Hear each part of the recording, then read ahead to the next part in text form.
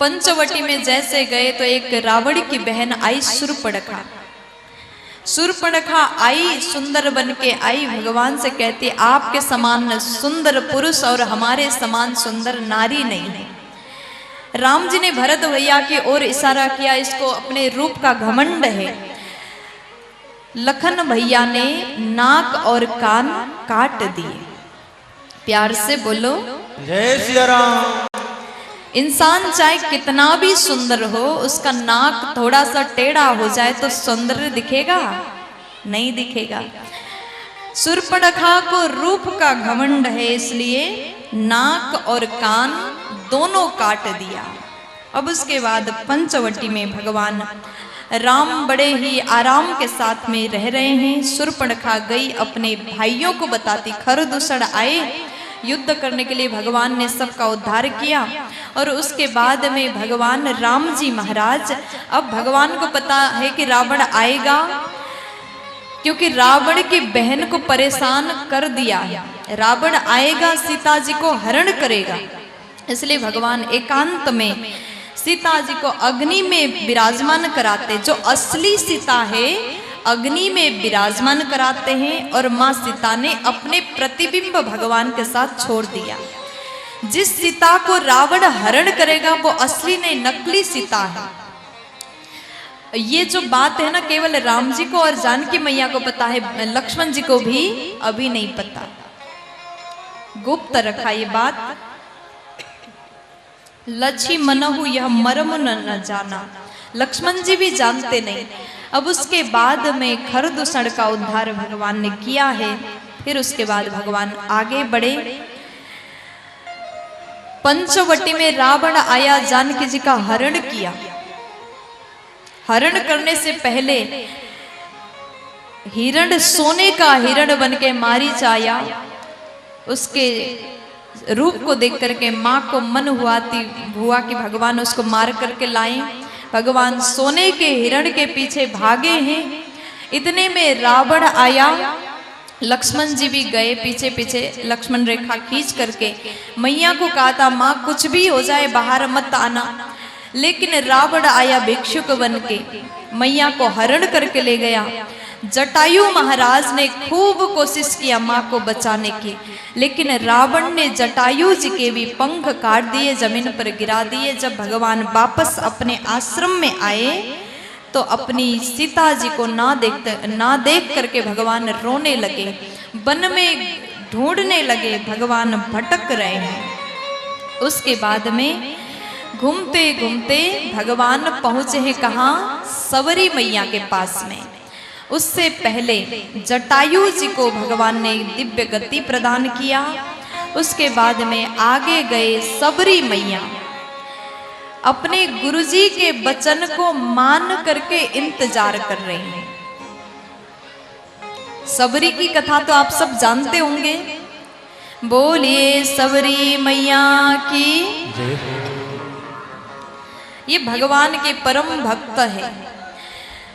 जब सबरी मैया का विवाह हो रहा था, उन्होंने देखा बहुत सारे पशु पक्षी हैं। पूछा कि ये पक्षियों को, ये पशुओं को क्यों रखा?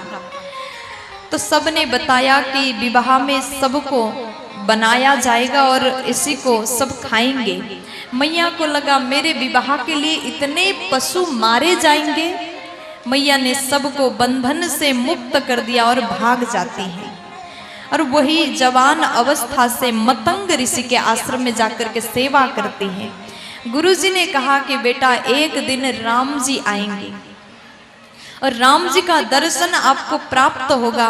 उन पशुओं ने भी आशीर्वाद दिया, जिस प्रकार से सबरी जी आपने हमें बंधन से मुक्त किया, एक दिन भगवान भी आपको बंधन से मुक्त करेंगे। सबरी मैया गुरु के बाणी को याद करती हैं और वहीं पर इंतजार कर रही हैं।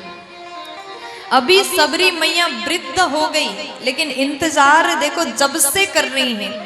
अच्छा, आपके घर में कोई आने वाला हो और कोई कहे कि हम 1 साल बाद आएंगे, तो आप 1 साल इंतजार कर लोगे, 2 साल करोगे, 5 साल करोगे, फिर उसके बाद में नहीं आया तो इंतजार नहीं करोगे। प्यार से बोलो,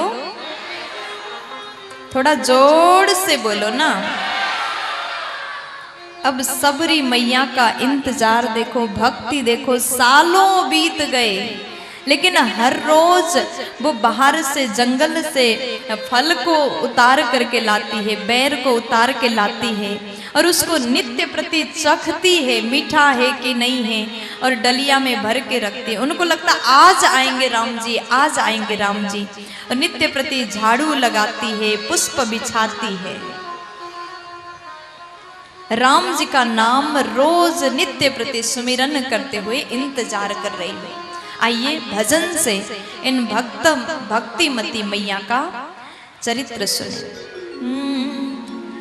सबरी मैया बार बार भगवान के चरण को धोती हैं, सुंदर आसन में विराजमान कराया, कंदमूल फल खिलाया, और उसके बाद में मैया बोली प्रभु हमको कुछ नहीं आता, कैसे स्तुति करूं हम नहीं जानते, मैं नहीं जानती। तो उसके बाद भगवान बोले माँ आप अपने आप को अनजान मत मानिए, आप तो नवदा भक्ति से पूर्ण हैं। भगवान ने भक्ति के बारे में उपदेश किया, ये 9 प्रकार के भक्ति है, आपके भीतर 9 के 9 भक्ति है। तो उसके बाद में भगवान ने पूछा माँ आपने देखा है जानकी मैया कहाँ गई? तो उसके बाद में मैया सबरी ने कहा कि हमको तो नहीं पता, लेकिन गुरुजी ने कहा था जब राम जी पूछेंगे तो बता देना।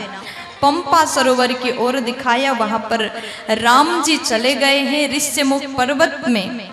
जैसे राम जी गए और ऋष्यमुख पर्वत में सुग्रीव रहते हैं, स्वयं राजा बन के रहते, अपने भाई बलि से उनको भय है। हनुमान जी को भेजा, यहाँ पर हनुमान जी लेने के लिए आए हैं। हनुमान जी महाराज ने भगवान से हनुमान जी का मिलन हुआ, बार बार चरण वंदना किया। पहले ब्राह्मण बन के आए, फिर बाद में हनुमान जी महाराज अपने रूप में आए। बोलिए हनुमान जी महाराज की जय हो। अब जैसे हनुमान जी महाराज से भगवान मिले, उसके बाद हनुमान जी बोले कि सुग्रीव जी महाराज आपके भक्त हैं, झूठ बोलते हैं, ताकि एक झूठ से उसका अगर भला हो जाए तो झूठ बोलना सही है। सुग्रीव जी महाराज के पास भगवान को लेकर के गए। सुग्रीव जी भगवान के भक्त नहीं थे, अपने पूरी कहानी सुनाया। बाली का उद्धार भगवान ने किया। सुग्रीव जी से कहते हैं अब आपको हमारा हेल्प करना पड़ेगा जानकी को ढूंढने के लिए।